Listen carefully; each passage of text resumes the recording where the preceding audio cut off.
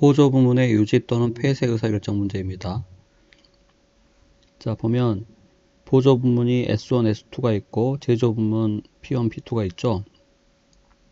보조 부문이 하는 일은 제조 부문이 제조 활동을 할 수 있도록 어떤 보조적인 영역을 제공해 주는 부분이죠. 옆에서 도와주는 부분입니다. 자, 자료를 보면 부문 S2를 폐쇄할 것인가 말 것인가 의사결정 문제죠. 그래서 여기서 의사결정의 두 대안은 보조 부문 S2 부문을 지금처럼 유지할 것인가 아니면 S2 부문을 폐쇄할 것인가 하는 문제죠. 두 대안을 비교하면 되겠습니다. 자, 그런데 이 보조 부문의 유지 또는 폐쇄 의사결정 문제는 보조 부문이 제공하고 있던 영역을 자가 제조할 것인가 외부 구입할 것인가 하는 의사결정 문제입니다. 사실. 자, 보조 부문 S2를 유지한다는 것은 보조 부문의 영역을 회사 내에서 자가 제조한다는 것을 의미하죠. 보조 부문 S2를 폐쇄한다는 것은 보조 부문의 영역을 회사 외부에서 구입한다는 겁니다. 그래서 부문 폐쇄 의사결정은 이걸 보조 부문 영역을 외부에서 구입하는 것이죠. 그래서 사실상 자가 제조 외부 구입 문제하고 동일한 그런 문제입니다. 그런데 이 보조 부문 유지 폐쇄 문제는 어떤 특수성 때문에 조금 더 일반적인 자가 제조 외부 구입 문제보다 더 복잡하죠. 자, 보면 자료를 읽어보면은 S2를 폐쇄할 때 보면 S2의 설비는 타사에 임대하여 연간 24,000원의 임대 수익을 얻을 수 있다고 주어져 있습니다. 자, 보조 부문을 유지하면 이 보조 부문을 계속 가동해 가지고 회사에서 이 보조 부문 설비를 이 보조 부문 영역을 생산하는데 투입을 해야 되는데 S2 보조 부문을 폐쇄해 버리면 그 S2 부문의 설비가 이제 유휴 설비가 되기 때문에 그것을 회사 외부에 임대해서 24,000원의 수익을 얻을 수 있죠. 그래서 부문 유지할 때는 임대 수익을 얻을 수 없는데 부문을 폐쇄하면 임대 수익을 얻을 수 있으므로 이렇게 바꾸면 임대 수익이 증가하죠. 그래서 임대 수익 증가분 24,000원이 증분 수익이 됩니다. 자, 그 다음 원가 측면에서 봅시다. S2를 폐쇄하면 즉 S2 영역을 외부에서 구입하는 것이므로 구입원가가 증가하게 되죠. 구입원가. 자, 근데 구입원가는 항상 수량 곱하기 단가입니다. 그래서 구입 수량에 구입 단가를 곱해야 되는데 구입 수량이 얼마인지를 봐야 됩니다. 자, 지금 S2 부문을 회사 내에서 S2 부문 영역을 회사 내에서 자가 제조할 때는 200단위만큼의 영역을 생산을 하지만 외부 구입할 때는 즉 S2 부문을 폐쇄할 때는 200단위 전부를 구입할 필요가 없습니다. 더 작은 수량을 구입해도 현재의 생산 수준을 그대로 유지할 수 있다는 것이죠. 자, 왜냐하면 이걸 별도로 분석을 한번 해보면 그 이유를 알 수 있어요. 자, S2 부문이 생산하고 있는 200단위 영역이 어디에 사용되고 있는지를 분석해 보면 쉽게 알 수 있습니다. 자, S2 부문이 200단위 영역을 생산해서 제조 부문 P1, P2에 100단위만큼을 제공하고 보조 부문 S1에 나머지 100단위를 제공하고 있죠. 그래서 S2 부문이 생산하는 200단위 영역 중에서 제조 부문의 100단위, 보조 부문 S1의 100단위만큼의 영역을 제공하고 있다는 거죠. 자, 제조 부문에서 이 100단위는 제조 활동을 하는데 수행하므로 반드시 필요합니다. 자, 그런데 보조 부문이 사용하는 보조 부문 S1이 사용하는 S2 영역 100단위는 이거는 어디에 쓰입니까?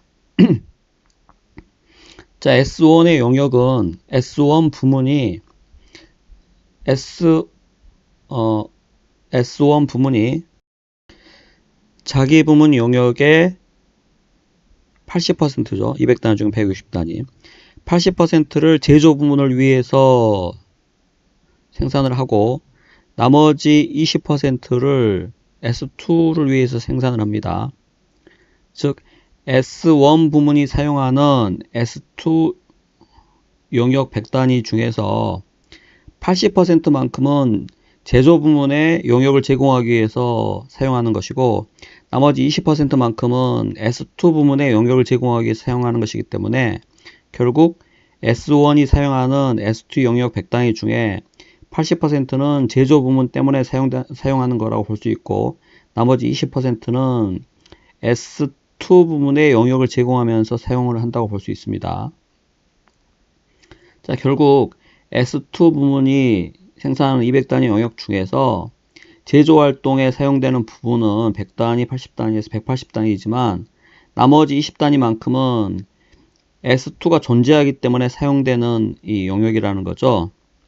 자, 따라서 지금 여기 200단위는 S2가 제공해서 S2가 사용하는 부분이라고 볼 수 있습니다. 일종의 자가 사용 용역이라고 볼 수 있죠. 자, 따라서 만약에 S2를 폐쇄해버리면 이 S2 용역을 사용할 필요가 없죠. S2가 가동을 완전히 중단하기 때문에. 따라서 S2 부문을 폐쇄하고 S2 용역을 외부에서 구입하게 된다면 180단위만 구입하고도 현재의 생산 수준을 동일하게 유지할 수 있다는 것입니다. 자, 따라서 S2 부문을 폐쇄할 때의 구입 필요량은 180단위라는 거죠. 구입 필요량은 180단위입니다. 자, 이 구입 필요량을 간편법으로 그냥 간단하게 더 쉽게 구할 수 있는 방법도 있긴 한데, 여러분들이 이런 식으로 분석해 가면서 접근을 해야만이 나중에 조금 더 응용된 문제, 복잡한 문제를 정확하게 접근할 수가 있습니다. 그래서 간편법 사용할 수도 있지만은 여기서는 이렇게 분석해 가면서 S2 부문이 생산하는 영역 중에서 S2에서 사용되는 자가사용분을 구한 후에 자가사용분을 제외한 나머지 수량만 구입하면 된다 해서 구입 필요량을 구하시면 되겠습니다. 폐쇄 대상 부문에서 출발해서 폐쇄 대상 부문으로 도달하게끔 제조, 보조 이렇게 쭉 나눠가면서 마지막 폐쇄 부문 자신에게 도달되는 이 부분이 있죠. 이 부분이 자가사용 부분이에요. 자가사용 부분을 제외한 나머지 부분만 구입해도 현재의 생산 수준을 그대로 유지할 수 있다는 것이죠.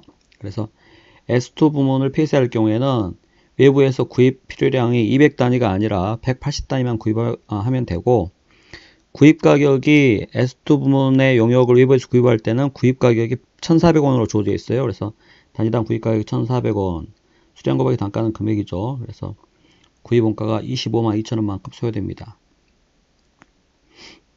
자, 그리고 감소되는 원가. 자가 제조를 외부 구입으로 전환시키는 거니까 S2 부문의 어떤 용역 제조 원가가 감소하겠죠. 자, S2 부문의 용역 원가를 보면 변동 원가 8만원은 전액 감소하겠죠. 변동 원가는 조업도에 비례해서 발생하기 때문에 S2 부문을 폐쇄하면은 S2의 변동 원가는 전액 감소됩니다. 그래서 S2의 변동 원가는 전액 감소가 되는 것이고, 자, 뿐만 아니라 다른 보조 부문, 즉 S1의 변동 원가 중에 일부도 절감된다는 점 주의하셔야 됩니다. 자, 왜냐하면 아까 이 그림에서 S2를 만약에 폐쇄한다면 S1이 S2에 제공하고 있던 자신의 용역 중 20%를 제공할 필요가 없게 되죠. 그래서 S1의 조업이 20% 단축되므로 S1의 변동원가 56만원 중에 20%가 절감이 된다는 것입니다. 56만원 20%. 그래서 S2 부문을 폐쇄할 경우에 감소되는 변동원가는 이 두 금액을 합한 19만 2천원이 감소된다는 것이죠. 자, 보통 고정원가는 조업도의 변동에 관계없이 총액이 일정하게 발생하기 때문에 고정원가는 변화가 없지만, 자, 이 문제에서 보면 읽어보면은 이 외부 구입 제한을 수락할 경우에, 즉 S2 부문을 폐쇄할 경우에 S2 감독자 급여를 50% 절감할 수 있다고 주어져 있어요. 자, S2 감독자 급여는 고정원가지만 이 중에 S2를 폐쇄하면은 감독자가 2명 있는데 1명만 고용해도 된다, 뭐 이런 이제 의미겠죠. 그래서 이 중에 절반, 즉 50%, 8만원의 50%를 절감할 수 있다는 것이죠. 그래서 다른 고정원가는 변화가 없다고 보면 되겠습니다. 특별한 언급이 없기 때문에. 자, 그래서 고정원가 중에는 이렇게 문제에서 언급이 있는 부분은 변화시켜 줘야 됩니다. 그래서 고정원가 절감액이 4만원이고, 따라서 증분원가 순액을 구해보면은 2만원 증가합니다. 그래서 정분 수익에서 정분 원가를 빼면 정분이익 4,000원이죠. 자, 결국 이 부문을 S2 부문을 폐쇄하게 되면 회사 이익이 이 경우에는 4,000원 증가한다는 것입니다. 그래서 폐쇄하는 경우에 회사의 이익은 4,000원 증가. 답이 4번이죠.